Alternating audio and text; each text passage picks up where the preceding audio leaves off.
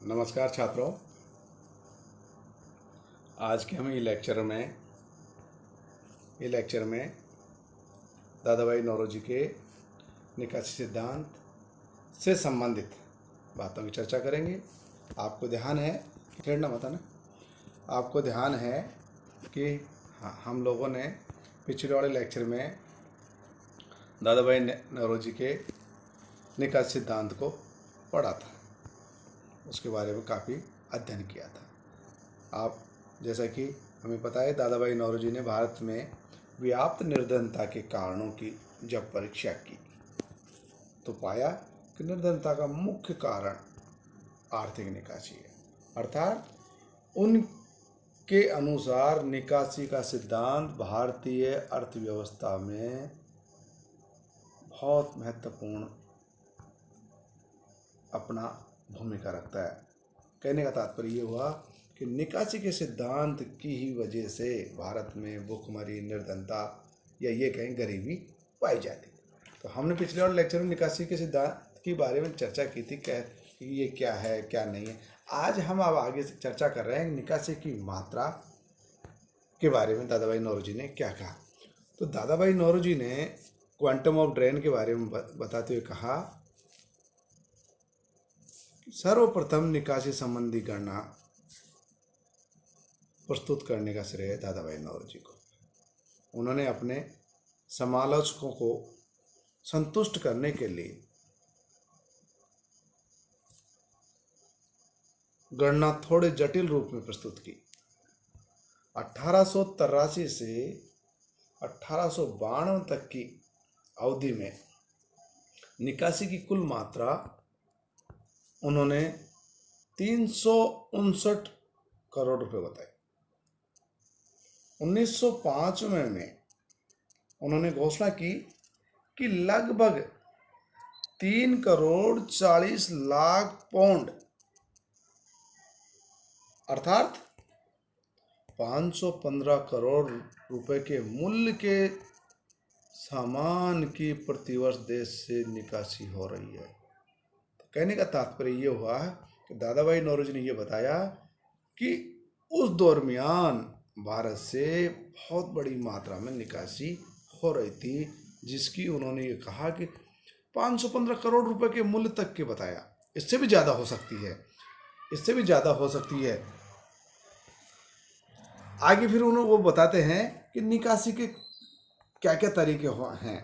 तो निकासी के तरीकों पर चर्चा करते हुए उन्होंने कहा, 1857 में भारत का शासन सीधे ब्रिटिश नियंत्रण में आ गया था। इस शासन को बनाए रखने के लिए भारी नागरिक प्रशासन की व्यवस्था की गई, साथ ही सेना को भी मजबूत बनाया गया। इन सभी प्रकार के प्रभावी नियंत्रण के लिए आधारभूत ढांचे, विशेष रूप से रेलवे का विकास किया गया। इन सब सुविधाओं का ब्रिटिश अधिकार में होने के कारण भारत से निकासी संभव हो सकी।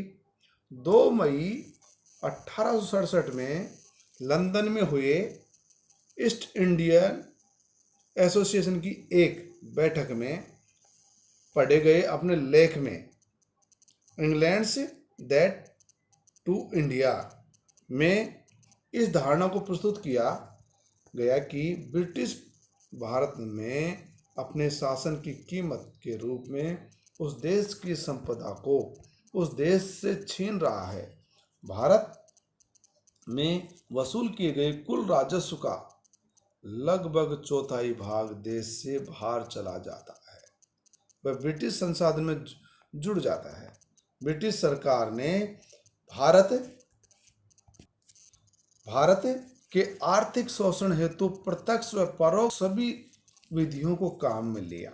निकासी के निम्न प्रमुख तरीके बताए गए। अर्थात निकासी के लिए ब्रिटिश सरकार ने कई तरीके अपनाए और उसके जो तरीके थे वो इस प्रकार से हैं, जिनकी हम चर्चा कर रहे हैं। नंबर 1, हानिप्रद निर्यात। संपूर्ण ब्रिटिश काल में भारत के निर्यात आयातों की तुलना में बहुत अधिक रहे। विदेशी व्यापार संतुलन हमेशा भारत के पक्ष में रहा, परंतु फिर भी भारत के निर्यात के संदर्भ में नौरोजी ने जो निष्कर्ष प्रस्तुत किए वे चौंकाने वाले थे। उन्होंने अपनी गणनाओं में बताया कि 1883 से 1892 के मध्य कुल शुद्ध निकासी की मात्रा 288 करोड़ थी, जिसमें से 118 करोड़ रुपए की राशि विदेशी व्यापार के लाभों से अर्जित आय थी।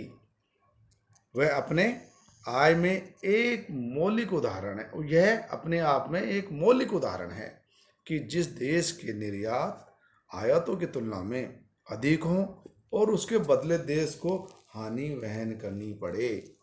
इसलिए हानिप्रद निर्यात शब्द का यहाँ प्रयोग किया गया। यह हानिप्रद निर्यात भारत से आर्थिक निकासी का मुख्य स्रोत था, अर्थात हानिप्रद निर्यात को भारत की आर्थिक निकासी का एक प्रमुख स्रोत माना। दूसरा जो आर्थिक निकासी का स्रोत उन्होंने बताया वह है ब्रिटिश पूंजी का भारत में निवेश, अर्थात investment of British capital in India. Britain प्रतिवर्ष बड़ी मात्रा में पूंजी का निवेश करता था और उस निवेश पर प्राप्त होने वाले लाभ भारत में विनियोजित नहीं किए जाते थे। भारत में इस निवेश का प्रारंभ ईस्ट इंडिया कंपनी से हुआ। निवेश के लिए पूंजी मूलतः भारतीय माल के लूट खसोड़ से ही प्राप्त की गई। इस निवेश से प्राप्त होने वाले लाभ विनियोजित पूंजी पर ऊंची दर से ब्याज आदि सभी प्रतिवर्ष नियमित रूप से ब्रिटेन को भेजे जाते थे।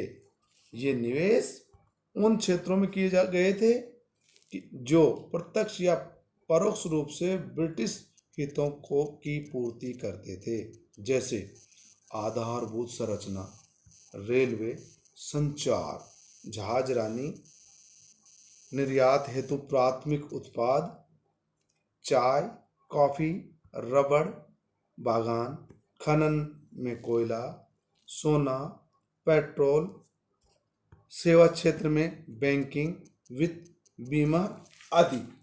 तो इस तरह से हम देख रहे हैं कि जो निवेश किया गया था वह भी उन क्षेत्रों में किया गया था जिन क्षेत्रों से ब्रिटिश हितों की पूर्ति होती थी। तो इस क्षेत्रों के मार्फत बहुत बड़ी मात्रा में आर्थिक निकासी हो रही थी। तो हम देख रहे हैं कि दादा भाई नौरोजी ने जो आर्थिक निकासी के तरीके बताए उनमें से आज हम दो तरीकों की चर्चा करी।